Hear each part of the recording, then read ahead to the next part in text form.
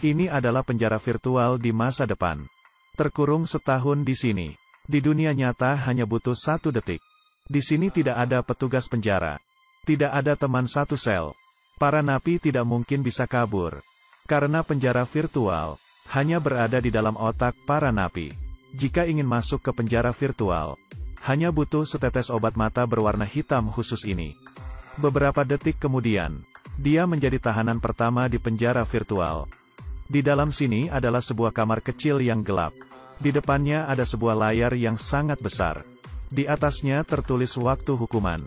Dan di lantai hanya ada sebuah papan tulis dan karpet yoga. Dia membuka laci. Di dalamnya ada beberapa botol air dan makanan kaleng. Dan beberapa peralatan kebersihan. Hari pertama, dia berolahraga untuk menghabiskan waktu dengan penuh percaya diri. Lalu memakan semua makanan untuk menambah nutrisi. Lalu mulai menulis buku harian dan berhitung untuk menjaga kewarasannya. Tidak tahu sudah berlalu berapa lama. Layarnya tiba-tiba berubah menjadi merah. Dan nomor di layar berubah menjadi 002. Semua peralatan di dalam sel penjara diatur ulang dalam sekejap. Dan semuanya menjadi sama persis dengan kemarin. Dia akhirnya merasakan kengerian tempat ini. Dan mulai mencari jalan keluar. Tetapi setiap sisi hanya ada tembok. Bagian dalam lubang ventilasi juga hanya ada kegelapan. Di dalam keputusasaannya, dia mulai berbicara sendirian. Tak hentinya memberitahu diri sendiri. Ini hanyalah program virtual. Asalkan bisa tahan sampai waktunya habis, maka langsung bisa keluar. Akhirnya tiba di hari ke-365. Dia berdiri di depan layar dengan gugup. Menunggu momen untuk mendapatkan kebebasannya kembali. Tetapi saat layar perlahan-lahan berubah menjadi merah, tidak terjadi apapun di dalam ruang sel.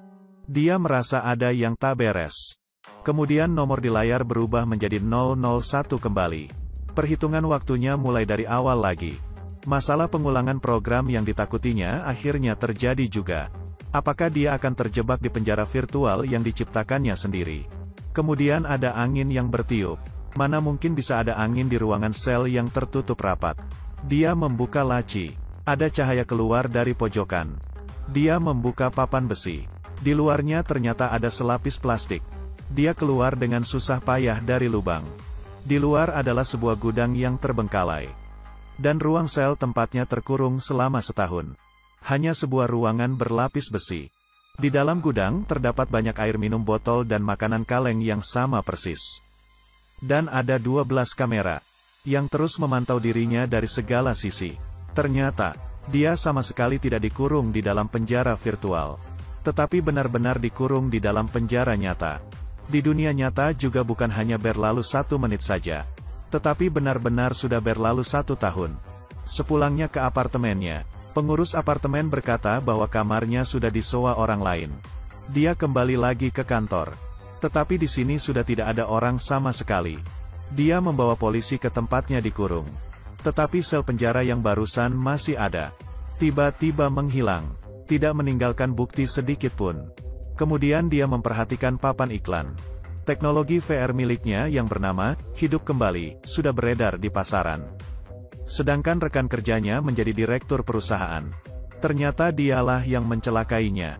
Di saat yang sama, rekan kerjanya mulai mengejarnya. Dia yang sudah putus asa, akhirnya hanya bisa mencari sahabatnya. Dan dia baru tahu, kekasihnya tidak meninggal. Dan semua ini adalah konspirasi rekan kerjanya. Untungnya dia belum menyerahkan kode inti dari teknologinya. Mereka datang ke kantor pusat Hidup Kembali. Dan mengambil kembali hard disk yang berisi kode aslinya. Akhirnya dia bisa tenang kembali. Ternyata selama setahun dia dikurung. Dia terus menulis kode program yang bisa membangunkan adiknya. Dia langsung membawa obat mata ke rumah sakit. Tidak lama kemudian, adiknya membuka matanya perlahan-lahan. Tetapi, belum sempat dia merasa senang. Adiknya tiba-tiba kejang-kejang. Dia mulai tenggelam kembali. Seperti yang diketahui, 1 menit di dunia nyata sama dengan 1 tahun di dunia virtual. Sekarang, adiknya sedang mengalami siklus kematian terus-menerus di dunia virtual. Melihat adiknya begitu menderita, dia mencabut tabung oksigen dengan hati yang berat. Kemudian dia mendengar ada orang yang memanggil dirinya. Hal-hal dari kenyataan dan virtual muncul bergantian di matanya. Dia menyadari dengan ngeri. Ternyata dirinya selama ini masih berada di dunia virtual. Di dalam kegelapan, dia melihat asistennya mengeluarkan obat penyadar. Detik selanjutnya, dia terbangun di bangku uji coba di kantornya. Dan segala yang dialaminya selama ini, hanya berlalu 8 menit di dunia nyata. Ternyata saat itu dia benar-benar masuk ke penjara virtual.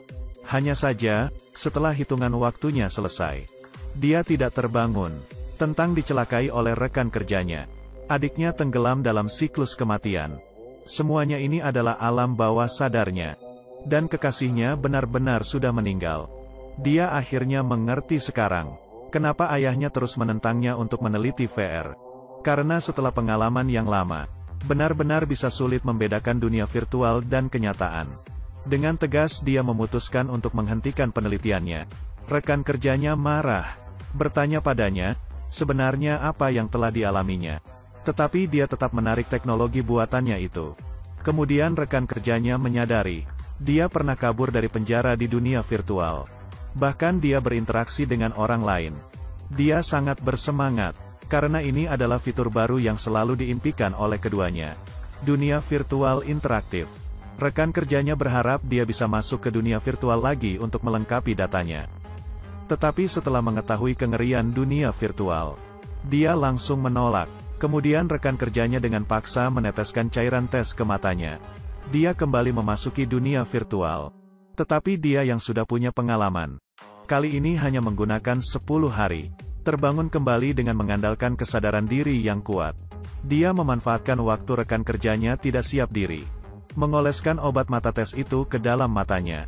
Dia ingin membuat rekan kerjanya merasakan juga kengerian dunia virtual. Pertama kali masuk ke penjara virtual, rekan kerjanya ketakutan. Tubuhnya di dunia nyata segera mulai kejang-kejang. Tetapi dia tetap menunggu sampai hari ke-365 dengan kejamnya. Baru menyuntikkan obat penyadar kepada rekan kerjanya. Rasa ketakutan di matanya tak kunjung hilang. Rekan kerjanya akhirnya merasakan kengerian teknologi ini. Tidak lama kemudian dia datang ke rumah sakit, menghentikan alat pendukung kehidupan adiknya, agar dia bisa mendapat ketenangan. Akhirnya dia melepaskan obsesinya untuk menyelamatkan adiknya. Dan rekan kerjanya juga meninggalkan proyek VR-nya.